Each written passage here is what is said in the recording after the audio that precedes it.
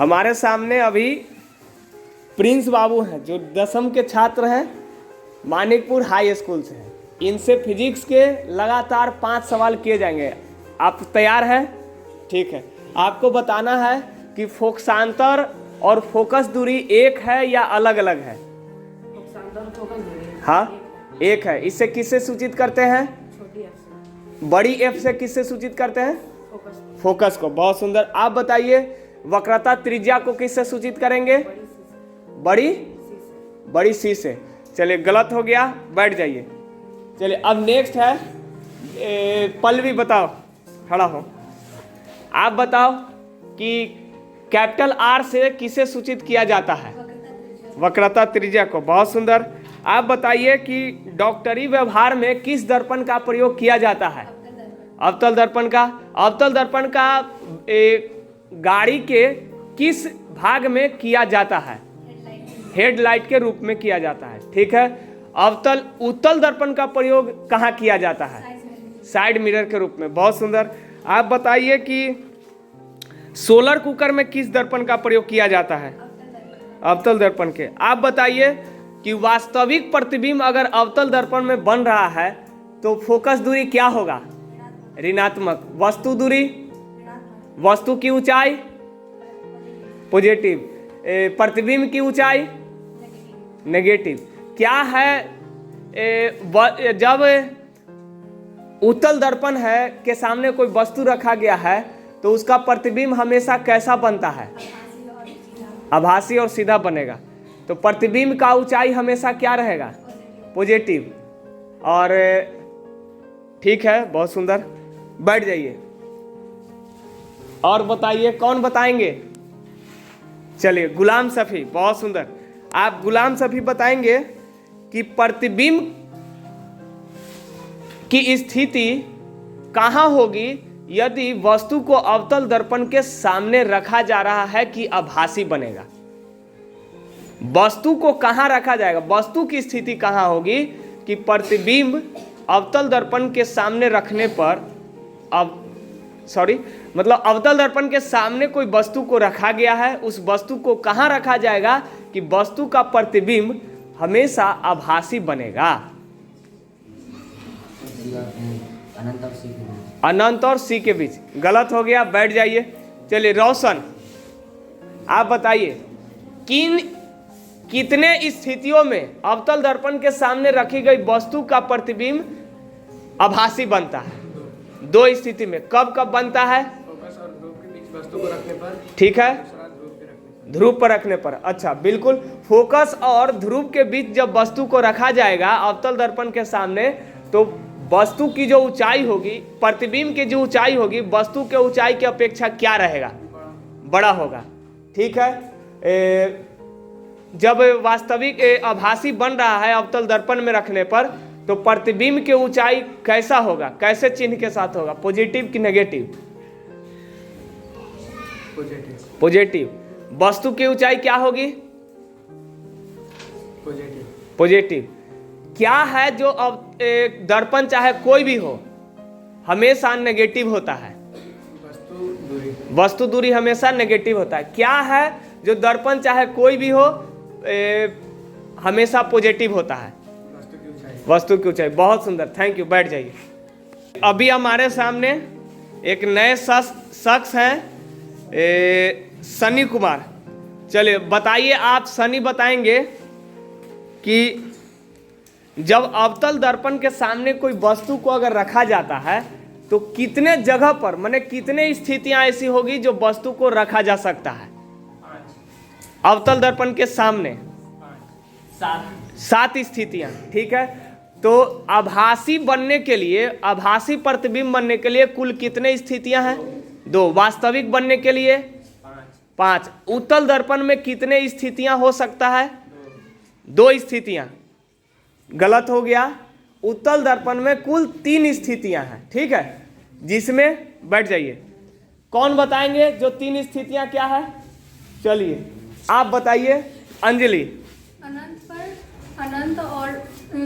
पर और वक्ता केंद्र, और अनंत पर और अनंत और सी के बीच, और पी पर। गलत हो गया, बैठ जाइए, कोई बात नहीं, प्रयास बहुत अच्छा है। चलिए झलक देव बताइए। अनंत पर, अनंत और पी के बीच और पी पर। अनंत पर, अनंत और पी के बीच और फिर पी पर। चलिए ठीक है, बहुत सुंदर। उत्तल दर्पण में प्रतिबिंब कैसा बनता है? प्रतिबिंब की प्रकृति आभासी बनेगा कि काल्पनिक बनेगा? बताइए। आभासी और सीधा। आभासी और सीधा, काल्पनिक नहीं बनता है। आभासी को ही काल्पनिक कहते हैं। अच्छा, बहुत सुंदर, ठीक है ठीक है, यही मैं आपको चेक कर रहा था। चलो कोई बात नहीं। आप बताइए कि प्रतिबिंब की दूरी क्या सभी दर्पण में पॉजिटिव होता है? नहीं सर। नहीं। तो प्रतिबिंब की दूरी पॉजिटिव किस में होता है?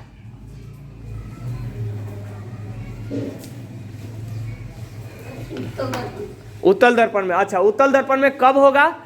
वास्तविक प्रतिबिंब बनेगा तब कि आभासी प्रतिबिंब बनेगा तब?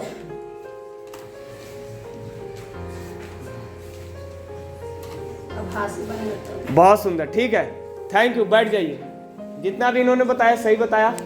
चलिए ऐसे ही वेल प्रिपेयर्ड रहना है। काजल बताइए। काजल आप बताइए कि फोकस दूरी को किससे सूचित करते हैं? छोटी एफ से सूचित करते हैं। आर बराबर क्या होता है? आर बराबर एफ बटा 2 होता है। एक बार और मौका देते हैं, सोच लो। आर बराबर 2f। आर को क्या बोलते हैं? वक्रता त्रिज्या बोलते हैं। यानी वक्रता त्रिज्या अपने फोकस दूरी के दुगना होता है। ठीक है, अच्छा बताइए ध्रुव क्या है? हाँ, ध्रुव किसे कहते हैं या ध्रुव कहाँ होता है? चलो यही बताओ। फोकस के पहले ये नहीं हुआ, फोकस के पहले नहीं, माने किसी भी दर्पण का मध्य बिंदु ही उसका ध्रुव कहलाता है। अच्छा, ध्रुव को किससे सूचित करते हैं? पी से सूचित करते हैं। ठीक है, चलो एक और आखिरी सवाल। आप बताओ कि दर्पण कितने प्रकार के होते हैं और कौन कौन? कौन कौन होता है? उत्तल दर्पण और अवतल दर्पण। चलो कोई बात नहीं, गलत है। चलो ठीक है, बैठ जाइए। कौन इस प्रश्न का जवाब देंगे? चलो बहुत सारे लोग दे रहे हैं। चलिए आप बताओ, आप बताओ। हाँ, समतल दर्पण और गोलीय दर्पण। समतल दर्पण कितने प्रकार के होते हैं? नहीं होते हैं। ठीक है, गोलीय दर्पण कितने प्रकार के होते हैं? 2 प्रकार के होते हैं। कौन कौन? अवतल और उत्तल। उत्तल का पहचान क्या है? उत्तल दर्पण का पहचान क्या है? मतलब हम कैसे जानेंगे कि उत्तल दर्पण है? उत्तल दर्पण के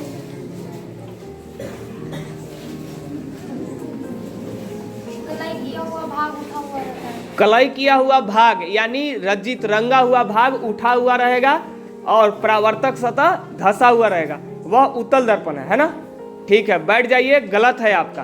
कौन जवाब देंगे? चलिए सुहाना। सुहाना तो सब परावर्तक सतह उठा हुआ रहेगा और कलाई किया हुआ भाग धंसा हुआ रहेगा। ठीक है। अच्छा, अवतल दर्पण का क्या पहचान है?